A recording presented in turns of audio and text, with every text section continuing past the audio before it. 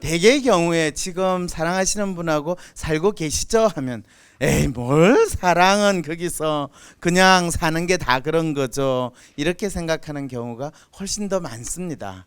뭐 여기 결혼하신 분들한테 제가 이 연구를 하면서 그런 질문을 했습니다. 지금 살고 같이 결혼하고 사시는 분이 짝이라는 생각이 드세요? 그랬더니 짝이요? 에이 처음에는 짝인 줄 알았어요. 그런데 살다 보니까 짝퉁이에요. 짝퉁. 그랬을 때 한국 사람들이 가지고 있는 자기의 짝이라고 생각하는 그 마음은 어떤가? 그리고 결혼해서 살고 있는 사람들의 마음은 어떨까? 이것이 이제 제가 나름대로 이 연구를 하게 된 그 이유입니다. 사실은 왜 삽니까라는 질문을 했을 때 거기에 대해서 자기 나름대로 뭔가 이야기를 하기는 상당히 두려워해요.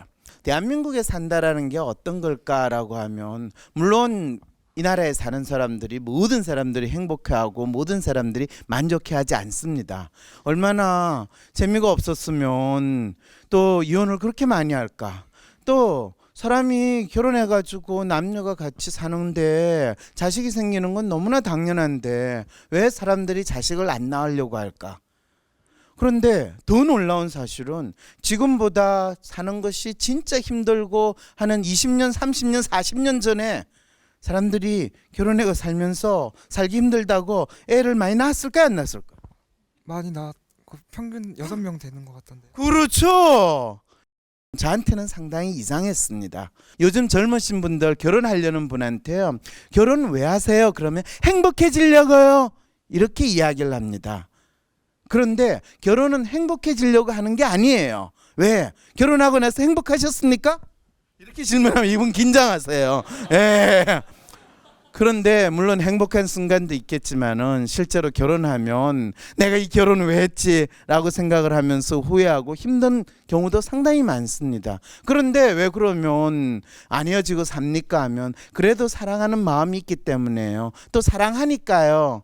이런 생각 때문에 어쩌면 가장 기본적인 사람이 결혼하는 것도 사랑하기 때문에 결혼하고 사랑하니까 아이도 낳고 이러는데 요즘에 젊은 분들은 결혼을 한다 하면 행복해지려고 해요. 그러면 딱 결혼과 관련해서 행복한 날은 결혼식 하는 그날 하루, 결혼식 끝난 다음부터는 그때부터 서로 싸우느라고 또는 서로 안 맞아가지고 상당히 힘들게 살아요. 결혼 안 하셨다고 그랬죠? 이 이야기 들으니까 결혼하시고 싶으세요? 고민하고 있습니다. 고민되죠. 예, 저한테 때때로 많은 분들이 그런 질문을 합니다. 제가 결혼을 해야 될 것 같은데요. 제가 사랑하는 사람이 있어요. 그 사람하고는 결혼을 하고 싶어요. 그래 결혼하면 되잖아. 그런데요, 결혼하기가 힘들어요. 왜? 이 사람하고 계속 사랑하면서 살지 않을지 잘 모르겠어요. 그 사람이 저 짝인지 아닌지 확신이 안 서요. 그럼 안 하면 되지. 아니 그렇게 난 말이라고 이야기하지 마세요.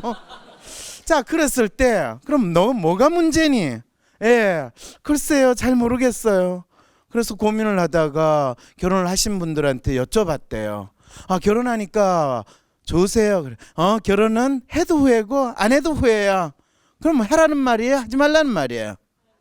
하라는 말이라고요? 오이 훌륭하세요. 예, 하신 분들은 하라는 이야기를 할 게 훨씬 더 맞으세요. 안 하신 분들은 하면 후회하니까 후회할 짓을 왜 해? 이렇게도 이야기를 하세요. 그런데 이 부분에 대해서는 무슨 이야기를 해도 답이 없어요. 우리나라는 세계 이 최고의 저출산 국가라고 이야기를 했어요. 그러면 사람들이 실제로 왜 결혼을 해가지고 아이를 낳지 않을까?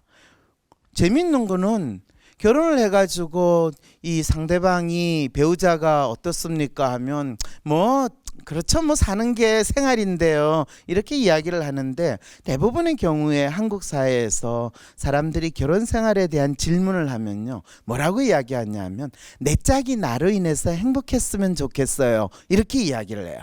그 말은 결혼 생활이 행복하다는 이야기일까요? 행복하지 않다는 이야기일까요? 않다는 이야기예요. 어떻게 하냐고요? 결혼 생활이 행복하면 저 결혼 생활이 행복해요 이렇게 이야기하지, 내 짝이 나로 인해서 행복했으면 좋겠다 이런 이야기 안 해요. 나는 뭐 그냥 사는데 나는 그렇게 살더라도 내 짝이라도 행복했으면 그냥 그런 거 아니에요? 이거예요. 그래서 그분들의 그렇게 이야기하시는 그분들의 속마음은 결혼 생활은 참고 사는 것이야. 이 심리가 기본적으로 깔려 있다는 거죠. 자, 그랬을 때 뭐 그러면 다 참고 살면 되잖아요. 근데 재밌는 거는 대부분의 분들이 그래도 자기 결혼 생활이 좀 더 행복하고 나름대로 좀 즐거웠으면 좋겠다라는 마음은 다 있어요. 어떤 교수님은 그래요. 이혼 정부도 나서야 된다. 결혼 문제 해결도 정부가 해야 된다고 이야기를. 한국 사람들이 그동안 참 국가 주도의 경제와 이 국가 주도의 사회에 살다 보니까 무슨 문제가 있으면 걸핏하면 다 정부가 나서 가지고 하라고 하는 그거를 거의 정답처럼 생각해요.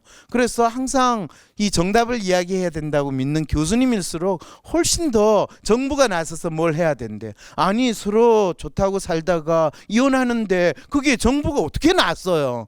그 다음에 저출산이라고 아예 안 낳는데 거기도 정부가 나서야 된다고 그럴 때 실제로 정부가 나서서 하는 일들이 잘 되고 있을까 하면 지금 이 우리가 저출산 문제로 지난 5년 동안 세계 최저의 저출산이라고 난리를 쳤는데 정부가 진짜 많은 예산을 쏟아가지고 거기에서 이 출산 장려 정책을 했지만 아무런 변화가 없어요.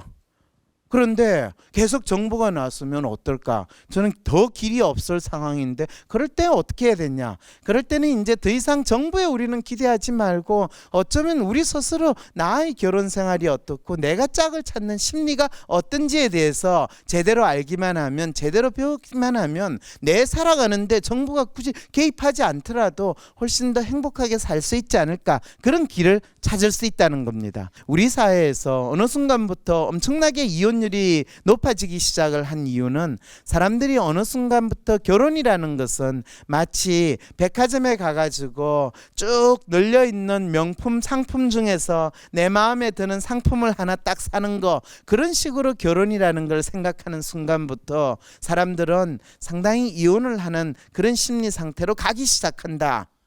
아니 왜요? 자기 마음에 드는 물건을 샀으면 그게 이혼하고 무슨 상관이에요? 여러분들이 백화점에 가가지고 자기 마음에 드는 물건을 딱 샀는데 집에 와서 딱 보니까 마음에 안 들어요. 그럼 어떻게 해요? 반품해요. 결혼도 내가 마음에 드는 조건에 딱 맞춘 사람을 딱 찾아서 결혼을 했는데 마음에 안 들어요. 똑같이 반품을 하는 이런 심리 상태에서 사람들이 짝을 찾고 결혼을 한다. 그런데 그런 심리 상태를 가장 많이 만든 게 뭐냐 하면 소위 말해서 조건을 맞춰 가지고 최고로 내한테 맞는 조건의 사람들과 결혼을 한다라는 결혼 정보업체가 많이 생기면서 그와 동시에 이혼율도 증가하게 되는 아주 재미난 현상이 벌어진 거 혹시 여러분 찾아볼 수 있어요? 라고 이야기를 해요. 그랬더니 어떤 분이 아니 무슨 말도 안 되는 소리예요. 이 사람들이 자기 마음에 드는 사람들을 찾을 수 없으니까 또 막상 찾았는데 그게 실제로 잘 안 맞아서 그런 거 아니에요? 그랬을 때 인간의 심리라는 게요, 실제로 내 마음에 드는 사람을 딱 만나가지고 결혼을 하면 그 사람을 평생 사랑할 거라고 만일 당신이 믿으신다면 당신은 인간에 대해서 전혀 알지 못하는 사람입니다. 그런데 심리학 이론을 보면요, 바로 거기에 대해서 아주 재미난 이 이야기가 있어요. 많은 사람들은 내가 사랑하기 때문에 저 사람하고 결혼을 해요, 이런 표현을 아주 많이 써요. 그런데 사랑하는 마음이 없어도 결혼을 하면요, 같이 살면 이전 어른들은 정이 들어서 오래 같이 살게 된다 이렇게 이야기하는데 어느 것이 그 두 사람이 오래 결혼 생활을 유지할까요? 라고 하면 실제로 처음에 사랑했던 관계없이 오래 결혼 생활을 하면 오래 결혼 생활 한 만큼 정이 생기고 사랑을 하게 된다. 이것이 인간 심리를 훨씬 더 잘 알려준다는 거죠. 자, 우리가 상상을 해봅시다. 이 만점 남성과 만점 여성은 진짜 남들이 보기에는 너무나 좋은 조건의 두 사람인데 같이 결혼을 했어요. 자, 학생 생각하기에 이 두 사람은 행복하게 살 것 같아요? 아닐 것 같아요? 아닐 것 같은데. 아니 왜 이렇게 멋진데 질투가 나더라도 그렇게 부정적으로 이야기하면 안 돼요. 서로 콧대가 높아가지고 서로 콧대가 높아가지고 좀 아무튼 그럴 것 같아요. 엄청 그럴 것 같아요. 자, 얼마 살지도 않은 아직 결혼에 아무 생각이 없는 이 학생도 이런 판단을 했다고 한다면 자, 이 만점 남성과 만점 여성의 결혼이 그렇게 편치 않을 것 같은 느낌을 여러분들이 받았다면 다시 여러분들이 생각을 해보세요. 여러분들이 이 만점 남성과 만점 여성의 부모다라고 생각을 한다면 실제로 이런 조건에서 두 사람은 결혼을 하는 게 좋다고 생각할까요? 너희들 웬만하면 아닌 것 같아. 생각 다시 해. 이렇게 하기 쉬울까요? 당연히 좋다고 하죠. 그런데 그 결과는 만점 결혼 생활이 되지 않을 때 부모 입장에서는 아니 어떻게 이런 황당한 일이 벌어졌을까 의구스럽기 시작을 한다는 거죠. 자, 실제로 이런 사례들은 상당히 많습니다. 남들이 보기에 너무나 좋다는 그 두 사람이 결혼 생활을 했는데 얼마 지나서 싸우기도 하고 그래 되면 이제 부모들이 먼저 나서가 너희들 이렇게 살 것 같으면 찢어져 뭐 이런 식으로 하는 그런 상황들이 너무나 자연스럽게 나타나는 것도 있다는 거죠. 근데 또 이분들은요, 결혼을 하고 나서 서로 상대방을 이해하기가 쉽지 않을 가능성이 상당히 높아요. 그런데 대개 이런 분들은 결혼을 그렇다고 이혼은 쉽게 안 해요. 왜요? 예, 다른 사람 보기에 내가 이렇게 잘났는데 이혼하는 거는 싫어. 그러면 서로 어떻게 사냐고요? 각자 다른 방을 쓰든지 따로 밖에서는 상당히 이 행복한 부부인 척하고 실제로는 남남으로 사는 그런 결혼 생활도 얼마든지 있다는 겁니다. 남의 이야기 아닙니다.